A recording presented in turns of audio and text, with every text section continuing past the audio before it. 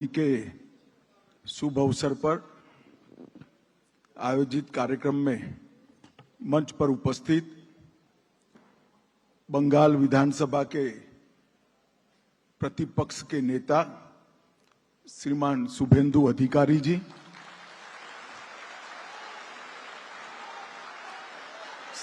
श्री तथागत रॉय जी, पूर्व राज्यपाल त्रिपुरा, जिनके निमंत्रण पर आज मैं यहां पर आया हूं, ऐसे मेरे मित्र श्रीमान स्वपन दास गुप्ता जी, बंगाल भारतीय जनता पार्टी के अध्यक्ष और सांसद श्री सुकांत मजमूदार जी, केंद्रीय शिक्षा राज्य मंत्री श्री सुभाष सरकार जी, श्रीमती लॉकेट चैटर्जी जी, सांसद महोदया और श्री शिशिर बजोरिया जी। और आज इस सभागार में कवि गुरु रविंद्रनाथ को याद करने के लिए उपस्थित सभी भाइयों बहनों, आप सभी को मेरा प्रणाम।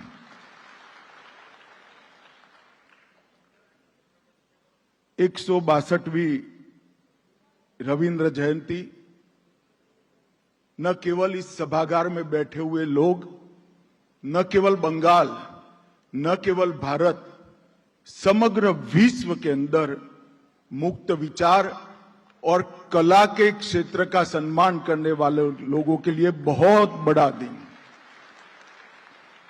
आज हम एक ऐसे व्यक्ति की जन्म जयंती पर इकट्ठा हुए हैं जिसके लिए महामानव शब्द बहुत छोटा पड़ जाता है। अनेक मायनों में बारीकी से कवि गुरु के योगदान को देखे तो सच अर्थ में वो विश्व मानव थे। उनका योगदान केवल देश के लिए नहीं, केवल कला के लिए नहीं, विश्व के अनेक क्षेत्रों में उनका योगदान बहुत बड़ा था।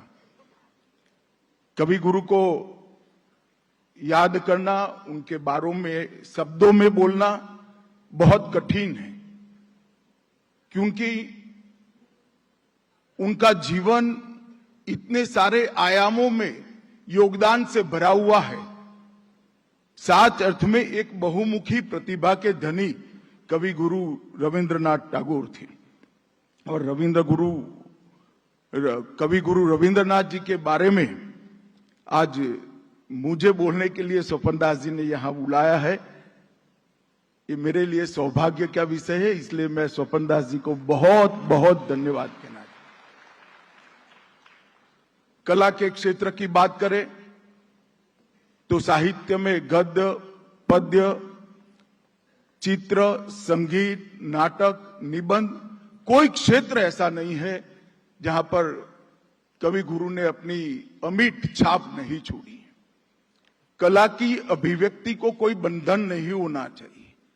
कलाकार का विचार और कला की अभिव्यक्ति सभी प्रकार के बंधनों से मुक्त होनी चाहिए। ये विचार के आधार पर ही उन्होंने कला में अपना योगदान किया। कई क्षेत्रों को छूते हुए उन्होंने कई सारे नए आयाम गढ़ने का भी काम किया।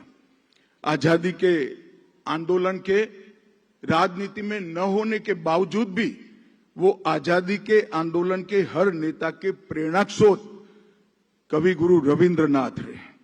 और भारत की कला जगत के विश्व में अभिव्यक्ति का सबसे बड़ा माध्यम आज तक कोई बना तो कवि गुरु रविंद्रनाथ टैगोर बने। पहली बार साहित्य का नोबेल पुरस्कार जीतने का सम्मान भी कवि गुरु के खाते में ही जाता है। और दो देशों के राष्ट्रगान का रचयिता होने का सम्मान समग्र विश्व में किसी एक व्यक्ति को जाता है तो वो कवि गुरु रविंद्रनाथ टैगोर को जाता है। महात्मा गांधी, सुभाष बाबू, आइंस्टाइन, ऐसे कई सारे क्षेत्रों में योगदान करने वाले लोगों के साथ इनका आत्मीय परिचय रहा। उन्होंने कई सारे क्षेत्रों में योगदान करने वालों को प्रेरणा भी दी और उनके प्रेरणा स्रोत बने। शांति निकेतन की स्थापना इस शिक्षा को नए आयाम देने वाला कवि गुरु का शिक्षा के क्षेत्र में अमिट योगदान देने वाला एक योगदान है।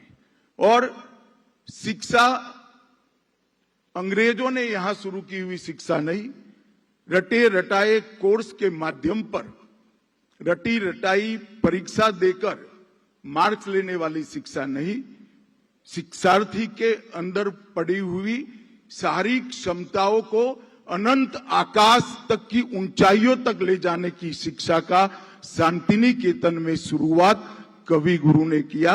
और ये हम सब के लिए ये प्रयोग जो है शिक्षा का, वो संभाल कर रखने जैसा है और उसको समग्र विश्व के सामने रखने जैसा।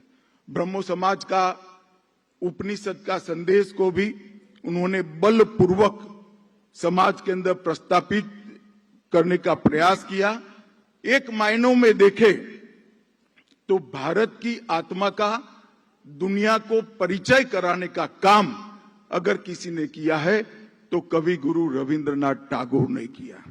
दुनिया को भारत का परिचय और भारत की आत्मा का परिचय कराने का काम कवि गुरु ने अपने जीवन के इतने लंबे काल के अंदर किया।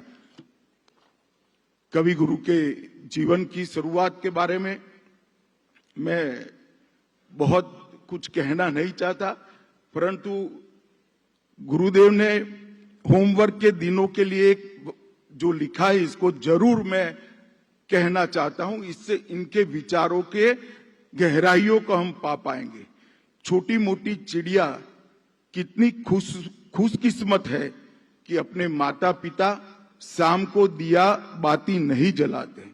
उन्हें अपना पाठ बाट केवल सवेरे याद करना पड़ता है और वे सब कितने उल्लास से उनको याद करते हैं। किस प्रकार के शिक्षा के लिए उनके विचार था, ये इसकी अभिव्यक्ति ये चंद लाइनों के अंदर उन्होंने की है। कवि गुरु का गुजरात के साथ भी बहुत गहरा रिश्ता हुआ। गुजरात और गुजरात के साहित्य के साथ भी बहुत गहरा रिश्ता रहा। गुरुदेव की अनेक रचनाएं, कविताएं गुजरात में भाषांतरित भी हुई है और 17 साल की उम्र में ही गुरुदेव ने अहमदाबाद का प्रवास किया। सत्येंद्रनाथ टैगोर जी गुजरात के अहमदाबाद के कमिश्नर थे। सत्येंद्रनाथ टैगोर जी ने ही बाल गंगाधर तिलक की गीता रहस्य और तुकाराम के अभंग कविताओं का बंगाली में अनुवाद कर बंगाल को महाराष्ट्र के साहित्य के साथ जोड़ने का बहुत बड़ा प्रयास किया। अहमदाबाद की चर्चा करते हुए कवि गुरु ने लिखा है, अहमदाबाद में मैंने पहली बार अनुभव किया कि इतिहास ठहर गया है और उसने अपने चेहरे को ऐश्वर्यपूर्ण अतीत की ओर घुमा लिया है। जिस प्रकार का अंग्रेजी शासन में अहमदाबाद का स्थिति हुआ था, इसकी वेदना की अभिव्यक्ति गुरुदेव ने यहां पर की थी और आज भी सारे गुजरातियों को अहमदाबाद की वेदना की अभिव्यक्ति के लिए कवि गुरु को हमेशा याद करती है। कवि गुरु के जीवन में ढेर सारे लोगों के साथ संपर्क भी आया। ढेर सारे लोगों को संकट के समय में और बहुत महत्व का काम उन्होंने किया। अटल जी हमेशा कहा करते थे, वैचारिक मतभेद होना ठीक है परंतु मतभेद नहीं होना चाहिए। और कवि गुरु और गांधी जी दोनों के रिश्तों के अंदर ये विचार पूर्णतया हम व्याख्याहित कर सकते हैं। ढेर सारे गांधी जी के फैसलों के लिए उनके मतभेद रहे। कभी असहयोग आंदोलन के बारे में उनके विचार अलग पड़े, कहीं सुभाष बाबू के कांग्रेस अध्यक्ष के चुनाव के बारे में उनके विचार अलग पड़े, परंतु दोनों का लक्ष्य एक था, विचार अलग था। और हमेशा ये दोनों महामानवों ने, गुरुदेव ने गांधी जी को महात्मा और गांधी जी ने कवि गुरु को गुरुदेव कर कर समग्र विश्व के सामने, देश के सामने सम्मान के साथ रखने का काम किया। नेताजी सुभाष चंद्र बोस, उनको मिलने के लिए 2 बार शांति निकेतन गए। वर्ष 1939 में जब कांग्रेस से सुभाष बाबू को त्याग पत्र देना पड़ा, तब भी गुरुदेव ने बीच बचाव करने का प्रयास किया था और हमेशा नेताजी ने इनकी परछाई, नेताजी के, गुरुदेव के विचारों की परछाई नेताजी के समग्र जीवन के कर्तृत्व के अंदर दिखाई पड़ी। गुरुदेव और जगदीश चंद्र बोस, उनके गहरे रिश्ते रहे।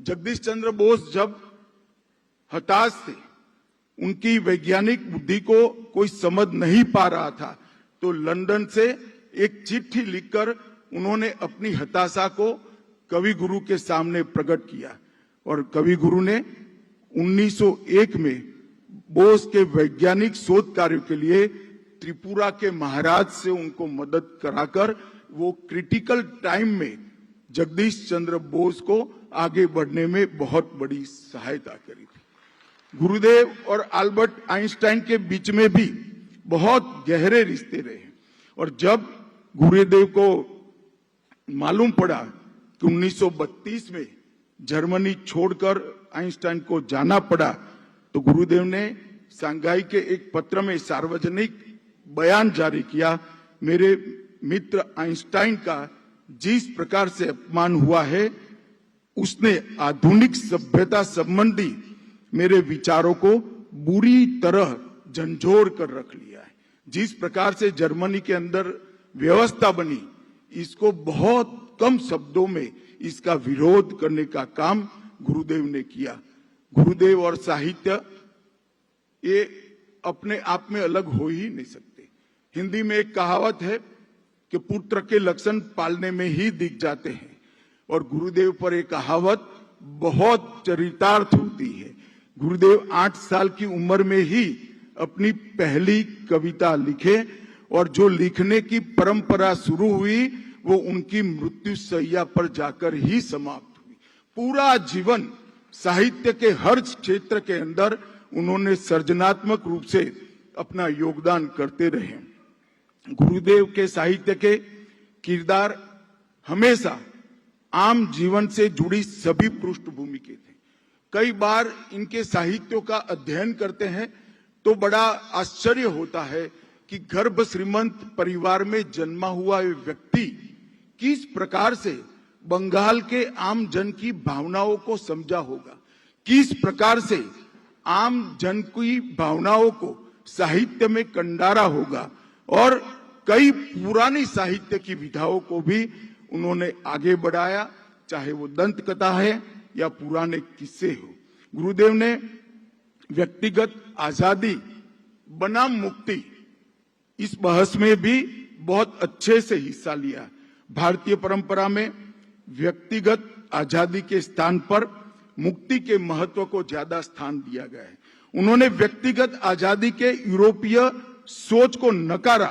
गुरुदेव कहते थे, मिट्टी से मुक्त हो जाना पेड़ के लिए आजादी नहीं होती है। वृक्ष का अस्तित्व तब तक ही रहता है जब तक वो मिट्टी के साथ जुड़ा हुआ रहता है। कोई वृक्ष मिट्टी से अलग होकर, मुक्त होकर कभी जी नहीं सकता। तो हमारी भारतीय विचारों की जड़ों को उन्होंने अपने तरीके से मजबूती देने का काम किया। मैं आज यहाँ आया हूं तब एक बात जरूर कहना चाहूंगा कि कवि, आंदोलनकारी और शिक्षाविद के रूप में गुरुदेव को बहुत लोगों ने जाना होगा, परंतु सहकारिता क्षेत्र में भी उनका बहुत बड़ा योगदान था। वर्ष 1913 में जब उनको नोबेल प्राइज दिया गया और नोबेल प्राइज के लिए जो कुछ भी राशि मिली, उस राशि को कृषि सहकारिता बैंक में उन्होंने निवेश कर सहकारिता बैंक का गठन अपने खानदानी जागीर वाले गांव पातीसर के अंदर किया था। एक प्रकार से जमींदार फैमिली में जन्मे हुए एक व्यक्ति का ये विचार अपने आप में बहुत क्रांतिकारी विचार होता है। गुरुदेव के जीवन पर पिता, परिवार और हिंदू परंपराओं का बहुत प्रभाव देखने को मिलता है। अपनी मातृभाषा बांग्ला के शिक्षा पर उन्होंने बहुत बड़ा बल दिया था और गुरुदेव की हर रचना में भारतीय दर्शन और विचार पर बल दिया हुआ आपको हमेशा प्रतीत होगा। उनकी रचनाओं में भारत के अतीत से चुनी गई कहानियां, ऐतिहासिक घटनाएं, बौद्ध कथाएं और सिख योद्धाओं तक के उल्लेख गुरुदेव की रचनाओं में मिलते हैं। गुरुदेव ने हमेशा मातृभाषा में शिक्षा पर बहुत बल दिया। उन्होंने कहा था, जब एक बंगाली बालक को अंग्रेजी में पढ़ाया लिखाया जाता है तो भले ही उसका गला सट जाए, लेकिन वह वर्तनी और व्याकरण को लेकर बड़बड़ाता ही रहता है। ये वाक्य आज के शिक्षाविदों को बहुत गहराई से समझना चाहिए, क्योंकि जो बच्चा अपनी मातृभाषा में नहीं बोल सकता, मातृभाषा में पढ़ने की व्यवस्था उसको नहीं दे सकते, वो उसकी सोचने की, उसकी विचारने की और इसकी अनुसंधान करने की तीनों शक्तियों को हम कुंठित कर देते हैं। और इसीलिए गुरुदेव के विचार से ही प्रेरणा लेकर प्रधानमंत्री नरेंद्र मोदी जी के नेतृत्व में जो नई शिक्षा नीति आई है, उसमें हमने मातृभाषा में शिक्षा पर बहुत बल दिया है। और मैं मानता हूं कि गुरुदेव का इस शिक्षा के बारे में मूल विचार पूरे विश्व के लिए अनुकरणीय है। मित्रों, गुरुदेव का यह भी मानना था कि विदेशी शिक्षा और विश्वविद्यालय का गुणगान करना हमारी शिक्षा व्यवस्था का लक्ष्य नहीं होना चाहिए। उन्होंने उस समय के शिक्षा संस्थानों पर एक टिप्पणी करते हुए लिखा था, हमारे देश की शैक्षणिक संस्थाएं मात्र ज्ञान का भिक्षा पात्र है। ये हमारे राष्ट्रीय आत्मसम्मान का सर नीचा करती है और हमें इस बात के लिए उत्साहित करती है कि हम उधार लिए गए पंखों का मूर्खतापूर्ण और आडंबर युक्त प्रदर्शन करती रहे। और ये विचार उनका उस जमाने में बहुत क्रांतिकारी विचार था, जिसका शायद उस जमाने के बहुत सारे लोगों ने विरोध भी किया होगा। गुरुदेव और शांति निकेतन। मित्रों, आज मैं एक बात निश्चित रूप से कहना चाहता हूं। मैं मेरे जीवन में 2 बार शांति निकेतन गया हूं, मगर शांति निकेतन के बारे में मैंने खूब पढ़ा भी है और जानकारी भी प्राप्त की है। शांति निकेतन का प्रयोग इस समग्र विश्व के शिक्षाविदों के लिए अनुकरणीय है और शांति निकेतन का प्रयोग ही समग्र विश्व की शिक्षा को नया रास्ता दिखाने वाला प्रयोग है। भारत के अंदर शिक्षा के क्षेत्र में काम करने वाले सभी लोगों की ये जिम्मेदारी है कि शांति निकेतन के प्रयोग को और पुख्ता करे और मजबूत करे और विश्व के सामने हम रखने का प्रयास करें। गुरुदेव ने कहा था, विश्वविद्यालय महापुरुषों के निर्माण के कारखाने हैं और अध्यापक उन्हें बनाने वाले कारीगर हैं। विश्वविद्यालय एक माध्यम होना चाहिए जिसके द्वारा लोगों को अपने मस्तिष्क का धन दूसरों को वितरित करने में सहायता मिले। रटी रटाई शिक्षा के विपरीत उन्होंने शिक्षा का एक नया विचार उस वक्त के जमाने में रखा था और वो महात्मा गोखले का उस निवेदन का साक्ष्य है। महात्मा गोखले ने कहा था कि बंगाल जो सोचता है भारत और विश्व 50 या 100 साल के बाद कर पाता है। मैं आज भी मानता हूं कि शांति निकेतन का विचार न केवल भारत, समग्र विश्व के शिक्षाविदों के लिए ये प्रयोग समझकर अपने अपने क्षेत्र में अनुकरणीय है। एक छोटे से विद्यालय के रूप में शांति निकेतन का विधिवत उद्घाटन 21 दिसंबर 1901 को जब उन्होंने किया, तब इतने बड़े व्यक्ति होने के बावजूद भी केवल 5 बंगाली छात्र इसके छात्र थे। एक प्रयोग करते वक्त इनके मन में कितनी श्रद्धा होगी कि आगे जाकर ये प्रयोग न केवल देश, न केवल बंगाल, समग्र विश्व के शिक्षा जगत को बदलने वाला प्रयोग होने वाला है और इससे भारत की अपनी शिक्षा, मूल्य और अस्मिता से युक्त कराने का ये प्रयोग साबित हुआ है, उसमें कोई इनकार नहीं कर सकता। प्राचीन ज्ञान को आधुनिक विचार पद्धति से पुनर्जीवित करने का इससे सुंदर प्रयोग शिक्षा के क्षेत्र में कहीं पर भी देखने को नहीं मिला है।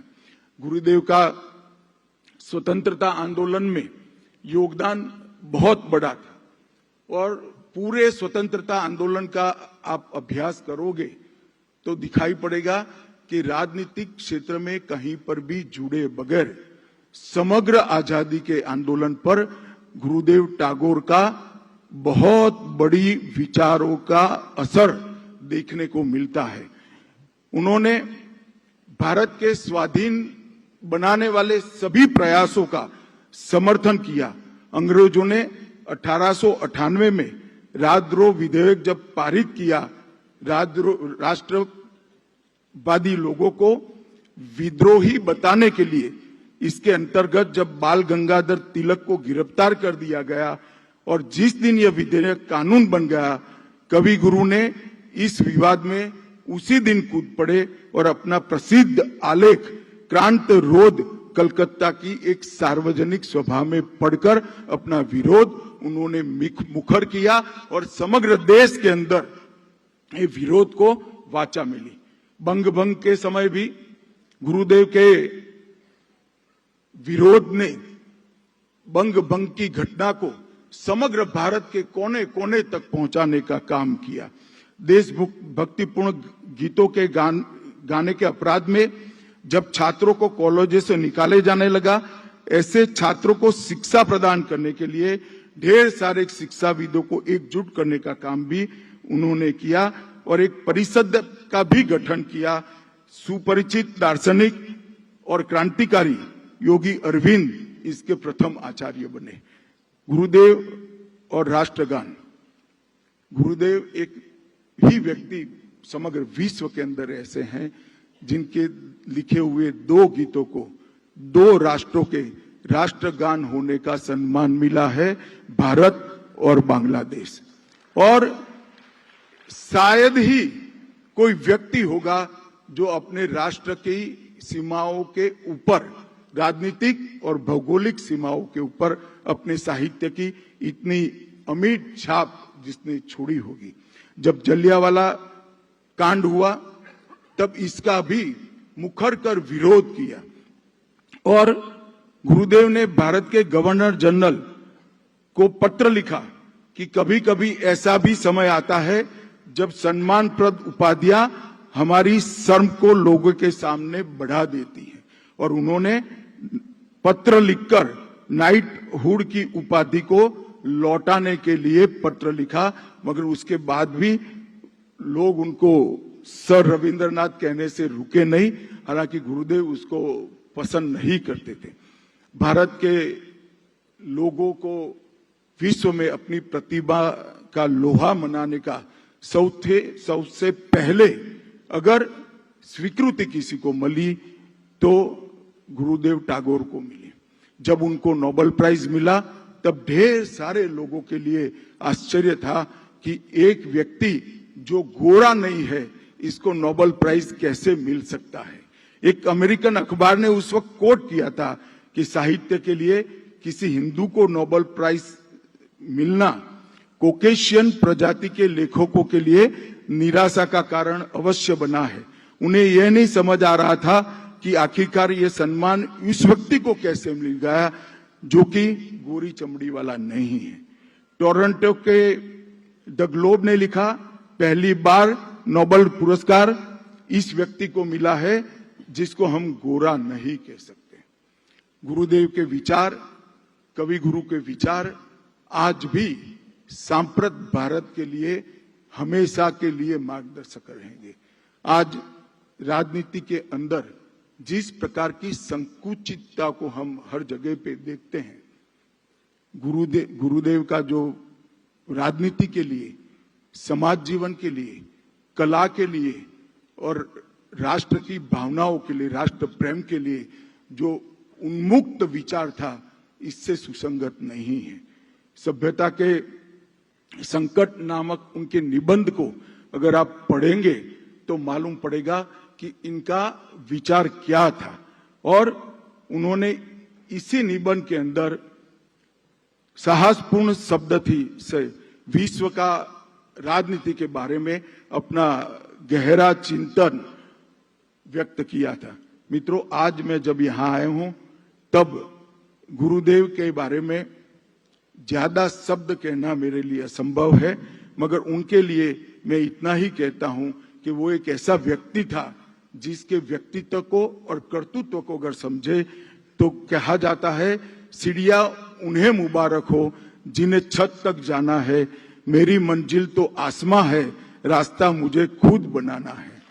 आज भी उनके विचार इतने ही प्रासंगिक है। आज भी सांप्रत समय में भी एक सदी के पहले जो विचार थे वो उतने ही प्रासंगिक है।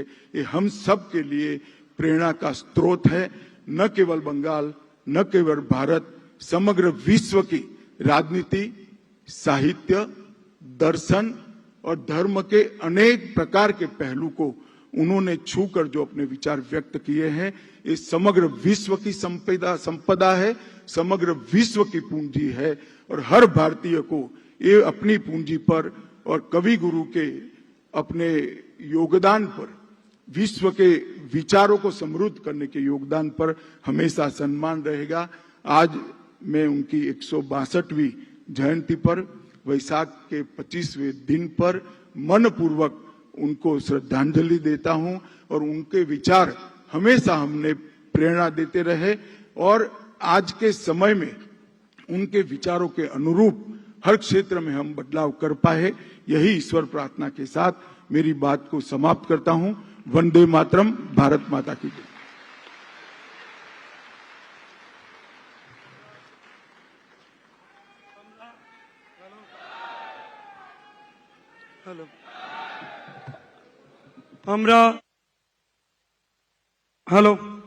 আমরা আমন্ত্রণ জানাবো মাননীয় বিরোধী দলনেতাকে ধন্যবাদ জ্ঞাপন করবার জন্য মাননীয় বিরোধী দলনেতা শ্রী শুভেন্দু অধিকারী মহাশয়।